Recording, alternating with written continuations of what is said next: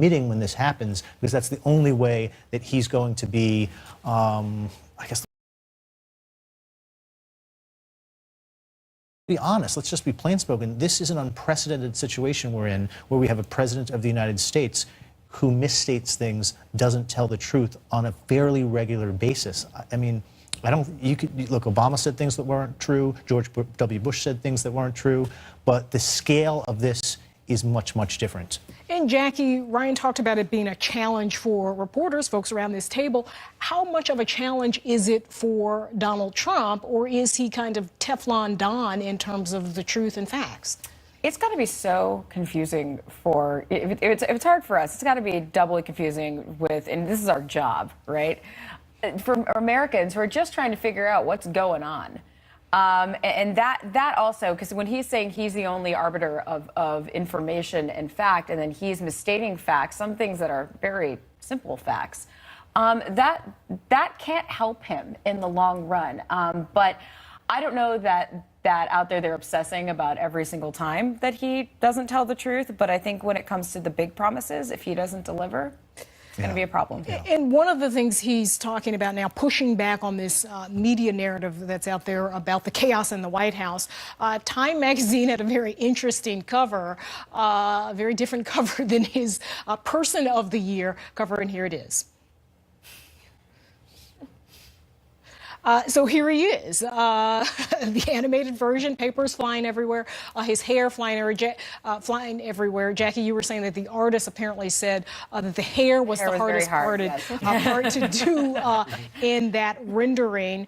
Manu, one of the things that you hear Republicans say, and they're trying to have this formulation of don't pay attention to what the president says, pay attention to what he does, which seems to be a very odd formulation because what the president says and does are often the same thing. Yeah, and it's an interesting thing how they're trying to balance this. I had a chance to ask Mitch McConnell this at his press conference on Friday, specifically about whether or not he was concerned about his tweets, whether he's concerned about the things that he said at his press conference. And he said, well, I'm not a fan of those daily tweets. I could do without the, quote, extra conversation, extra discussion. But he says, oh, the policies are great. I'm really a big fan of all the policies, which is still a stretch in some ways. I don't think that President Romney would have done a travel ban, for instance. And a lot of Republicans wouldn't have supported the travel ban if it weren't done by the new president from their own party. So, you know, it's a challenging thing for them because he says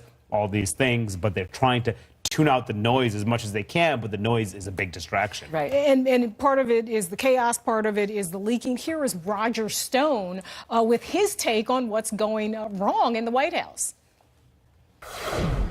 There seems to be a division between those who are loyal to the president and those who are loyal to the Republican National Committee. The leaking that is coming out of the White House is a manifestation of the fact that there are people who've been hired who very sadly are not loyal to this president.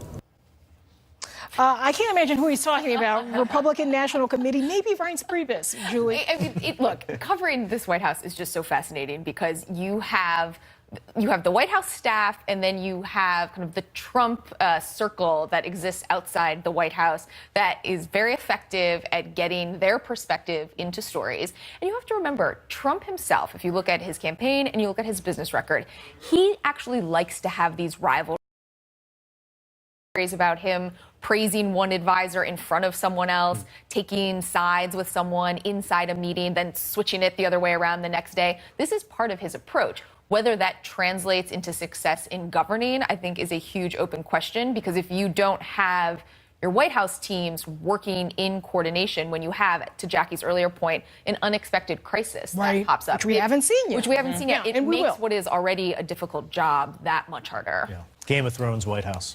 Right. Up next, our reporters empty their notebooks, including a secret trip by the Speaker of the House.